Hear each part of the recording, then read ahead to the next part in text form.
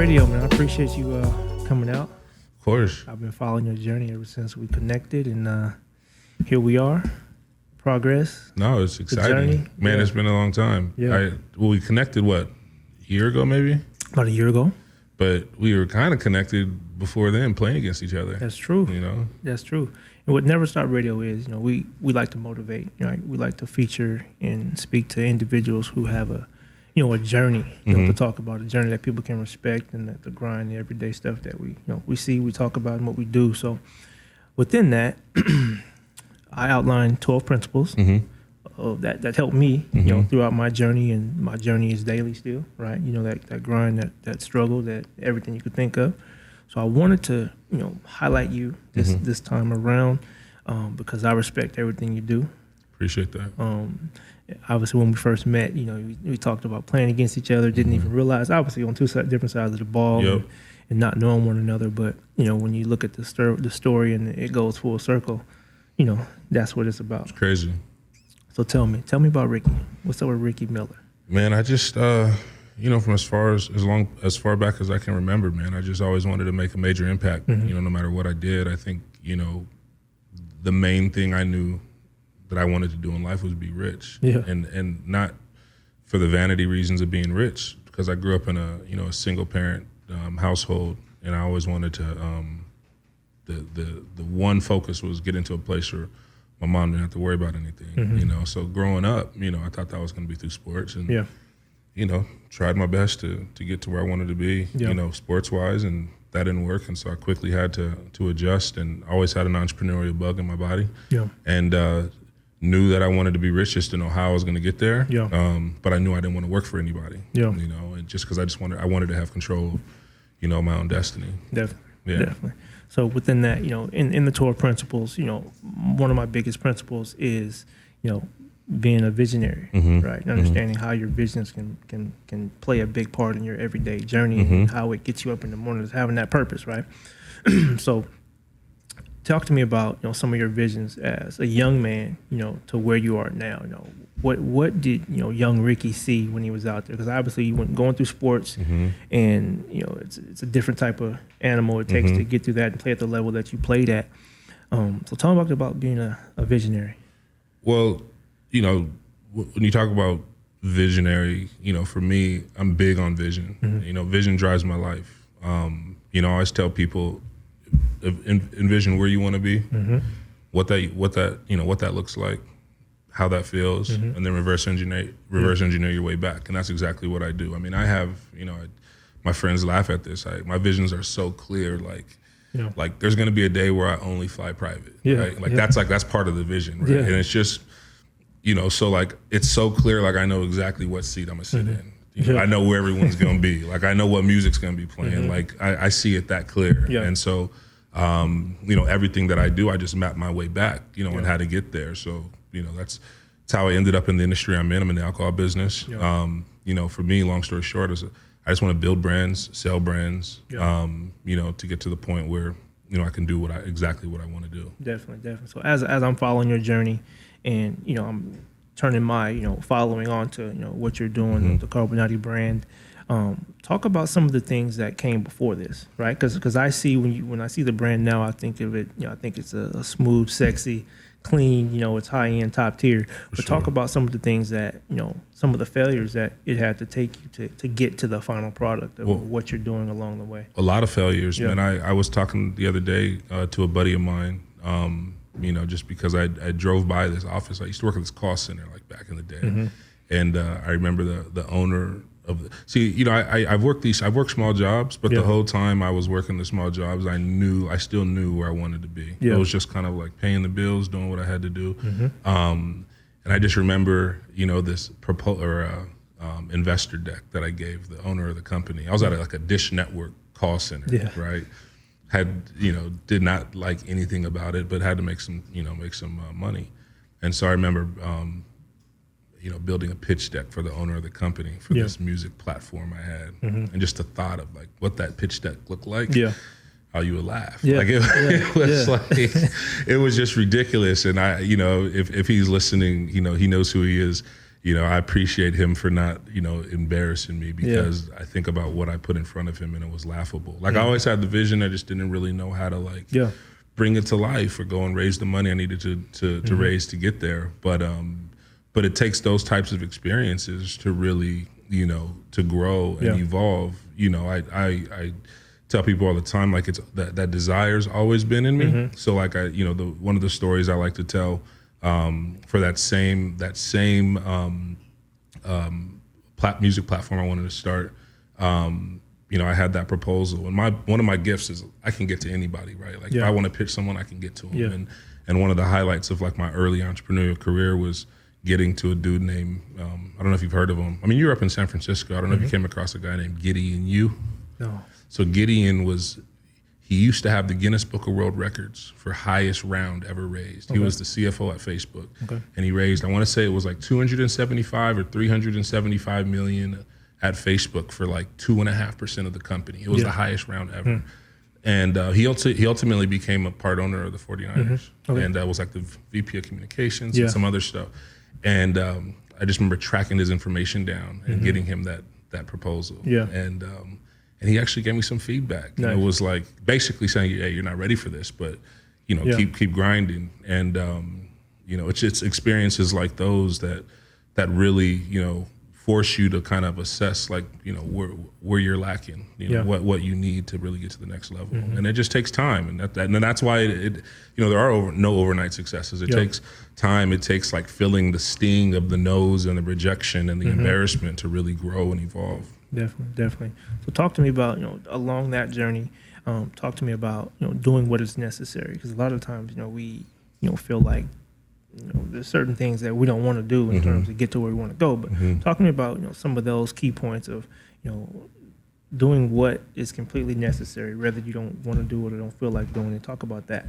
Well, I mean, where I'm at now, Carbonadi, we have a very small team, so as you can imagine, we wear a million different hats. So you can, on any given day, you can find me, having lunch with the CEO of a Fortune 50 company, or you might see me unloading a truck of cases in my warehouse, right? Like, and a lot of that stuff I don't like to do, but it's necessary. And I think the most successful, entrepreneurs, CEOs, whatever you want to call it, they've done, the menial tasks. They've done the things that you don't feel like doing, and they understand, what it takes. Because I think to be an effective leader, you have to know, what that feels like, and you have to be willing to do the things that no one's willing to do. I think it's just part of it. Yeah.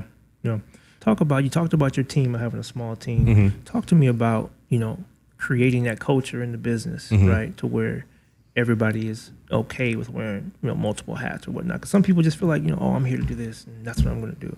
But talk to me about, creating that culture and what it's like, when you walk into the, Carbonadi headquarters. What's that energy like? What's that culture like? For sure. I can't even front like we have a super established culture. Like I'm still working on it, and I'm still like actively trying to learn from people in the business that do it well. So I don't even know that I can speak from an area of expertise, but like some of the things that I think are very integral in the part of like in building the culture are things like, we had this thing called Gourmet Fest in Carmel earlier this year, which is they bring like 28 of like the finest chefs from around the world. It's like a super luxe event, more caviar and lobster than you can ever imagine. There weren't really any rooms available. So there were 2 rooms left, and we had 3 people that we needed rooms for. So we had 1 girl, and then it was me and a bartender that we were traveling with. And so, little things like there was 1 bed in the room we had, right? So I'm the CEO of the company. I let the bartender sleep on the bed, and I crashed on the floor. Like stuff like that, where like you have to, I think, lead from a point of like a place of selflessness, because then I think that trickles down, and you start to really communicate to everyone involved that it's not about you, it's bigger than you. And so I know a lot of people that, most situations the CEO would have been on the bed, and the bartender would have been on the floor. But I would, I think that's a real big, it's a small thing, but it's a big thing, right? For the longevity and like the good culture of the company. Definitely. So So let's talk branding. Let's talk, Carbonadi. Let's talk, how'd you come up with it? How'd you come up with the idea that you wanted to be in, the spirits business? So after football, man, I struggled majorly to find a new passion. Like, it was tough. Like, I've, prior to 2000, I would say like 10, when people talked about anxiety, I used to think, man, that's not a real thing. Like, ADD, that's not a real thing. Like, I just didn't respect it. And then when I was done playing and knew that it was over, like, I went through a period of like it wasn't like crazy and long lasting, but there was like a small period where I didn't know what I was going to do with my life. Like, up until that point, I just knew I was going to play football. And so I really struggled to transition and, tried a million different things, which is how I ended up. Man, I tried commercial floor care. I thought I was going to be a rapper. I thought I was going to be a real estate developer. Like, I tried everything. And, the one thing that I knew I really wanted to do was help people. And so I ended up stumbling across an article and talking to someone about vitamin D deficiency and how it's like an epidemic in people of darker skin and how it's like the root of all systemic disease. And so I dug into that, started creating supplements, it was something that was it had my attention and I thought I can do good. And I was living at my parents' house. I needed to say I was doing something, and then ultimately, it ended up being hard selling like a multivitamin. And so I changed delivery systems, started some, sports drinks, and then fell in love with beverage marketing. And that was in the non-alcoholic beverage world. And that's how I ended up in beverage. And it became a dream to start a luxury spirit, and I didn't know where to start, but I kind of knew how to do it. And this is kind of like the period that I was like, I wish everyone could have like witnessed from afar, because everyone's like, how did you get into it? It's like, there was no like magical, like getting into it. It was just like, I thought I wanted to do it. And so I just started Googling stuff, like who's in the game, who are the players in the game? How much money is it taking all these different companies to make it happen? What's needed in the market? At the time, vodka was a third of all spirits consumed. So I'm like, so let's do that. I don't want to create a new spirit. I want to create a bigger, better version of what's already out there. And then I was like, the one category that I saw that had the most room for elevation was vodka. Like there's a lot of expensive vodkas, but they're used the same as the cheap stuff. And so I felt like to effectively elevate the category, I had to like change consumer behavior. So we created Carbonadi. It's an Italian sipping vodka. But truth be told, before it was called Carbonadi, because Carbonadi means black diamond. It's actually, that's why it's a black bottle. It's filtered through black diamonds. But before it was this polished, nice brand, it was called Black Diamond Vodka, and it didn't look as cool, and it just needed a lot of help. So we went through a lot of iterations. My first investor, and who's currently my business partner and CFO now, Nancy Choi, came in and we worked and we got it all polished up. We had a great vision board. We retained this amazing designer, and we brought it to life. And the vodka world is a hard world to be in because all the players are in it. Their margins are small and they got a lot of money to spend. So I didn't want to battle in like in that middle area of the cheap vodkas, mid-tier vodkas. I wanted to elevate it and really like bring elegance to the category.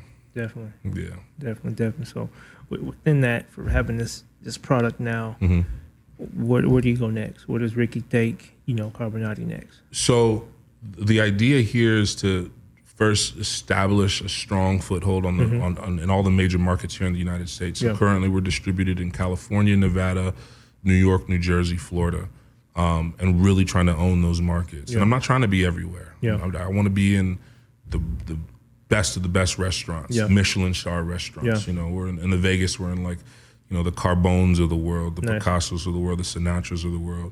Here we're in Polo Lounge, La Gondola. Like, we want to be in those nice environments where people go to have nicer things and pay more for quality. And so the idea is to really build it up so that I can position it for like one of the big boys to swoop us up and scale it across the world. So talk to me about, I see you traveling, I see you got your young man, he followed you everywhere, doing everything. So, talk to me about a lot of the sacrifices that it's taken you over the years, to really, accomplish, what you have, and you're still climbing, you're still growing daily, but it takes sacrifice, right? For sure, it takes sacrifice and a lot of selfishness. To be honest with you, like it actually, it cost me my marriage. You know what I'm saying? And we're still kind of going through a little thing, but you really have to.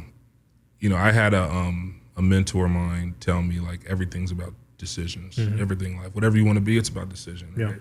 So, like, for instance, like, if you're married and you want to start a business, you can go start that business. But if you're going home at 6 o'clock because your wife wants you to go home, yeah, it makes her happy, but it doesn't get you anywhere. Like, you have to make tough decisions to get to where you want to be. Yeah. And I had to make a conscious decision. I felt like, and I could be wrong. I'm still trying to work through it, but I felt like, the situation I in wasn't conducive for me getting to where I wanted to be. Yeah. And so it does take some selfishness, but because I know my heart is pure and I know that I want to help everyone, in my circle, I felt like it was for good reason. I just need to be in a place mentally and physically where, I'm primed every day to dominate. And anything that is hindering that, I have to eliminate. Period. Like, it's binary. It's like black and white. I'm doing it or I'm not, and that's a tough thing. And so, but yeah, just it's taken a lot of selfishness and sacrifice. Yeah. And I'm constantly trying to recalibrate and get it right. Yeah. And if you could talk to 22-year-old Ricky right now, what would you tell him?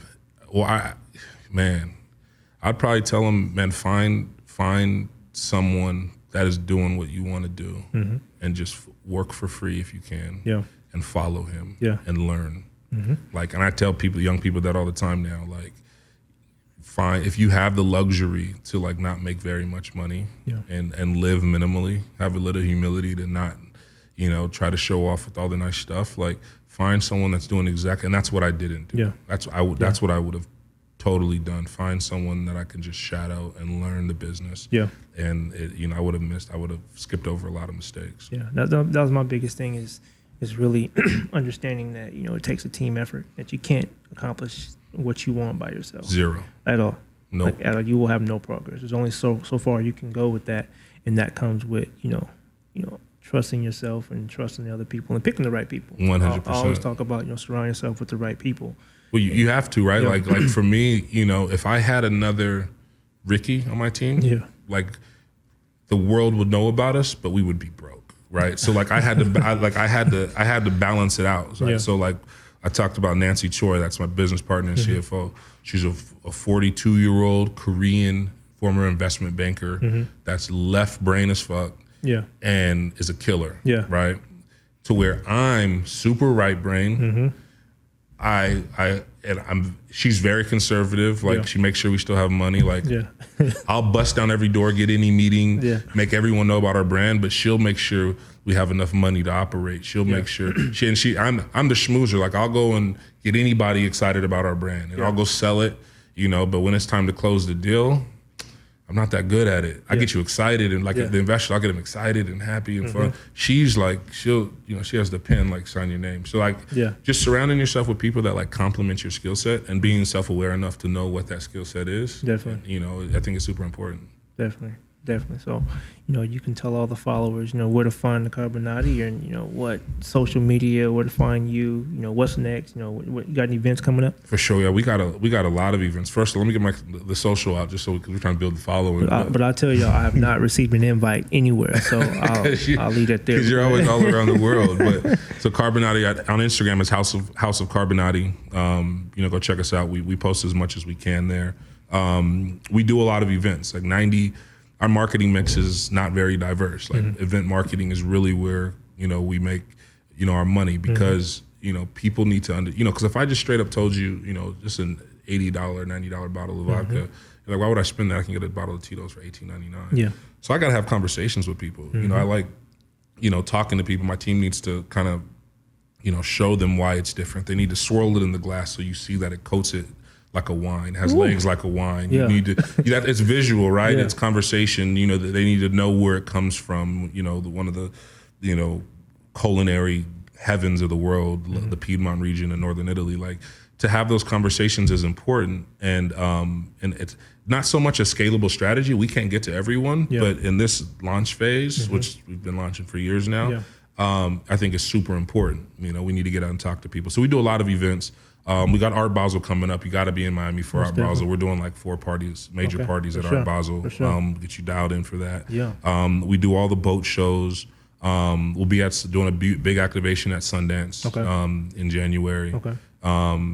And we just our Super Bowl every year is Monterey Car Week, which was last week. Nice. And that's like the highest. I tell people it's like typically when you get events that big, it gets diluted with a lot of shit. Yeah. Monterey Car Week is a big event, and it's the highest percentage of real players you'll ever be around. Ever. People, you talking to someone regular, they'll be like, "Oh yeah, and I shipped in 3 cars from New York just to show." You know, like so. The Monterey Car Week is definitely like our big daddy for the year. Nice. Okay. Well, one last thing before you go. Talk about, you know, either like letting go of the past, right? Because there's a lot of things that in our past that can, you know, kind of upset, you know, some of the goals and the visions that, you know, we see. Talk to me about just letting go of the past and how that is a key, you know, attribute to Ricky. It's funny you asked that question, man, because I was scrolling, you know, as I was sitting in my Uber on the way up from Orange County, I was just scrolling through my feed and I hope nobody takes offense to this because I got a lot of friends that do this. Yeah. You know, we both have a lot of friends we play ball with, right? Yeah. Like I have so many friends that, you know, they play ball and all they tell you about, all they post about is old pictures of them playing ball. Like it's not like you posting a picture and telling a story to get so people understand where you started and where you are now and what you're doing moving forward and how you're growing. I have too many friends that like whether it was football or something else, they had a season in their life where they were winning and they don't know where they're going, you know, and how to move forward. Yeah. And with, you know, if you can't do that, then it's impossible to move forward. And so leaving that in the past, like just because I'm naturally a bigger guy, football always comes up, and I don't even really like talking about it because I didn't even play it at like a super high level to even be talking about it like I was a football player turned into an entrepreneur. I played football in college, and I got a taste of the pros. I wasn't even like, you know, so I don't even like talking about it. So I just like I don't even identify it with it anymore. I do around other football players because want to talk, but like it's about reinventing yourself, right? That's it. And moving on to the next, and doing something that's going to help you grow and move forward. Not like hanging on to the past. And so I just think it's important to like keep moving forward and keep reinventing yourself, you know, to stay relevant. Right there. Carbonadi Vodka, Ricky Miller. I appreciate you, bro. All day. All right.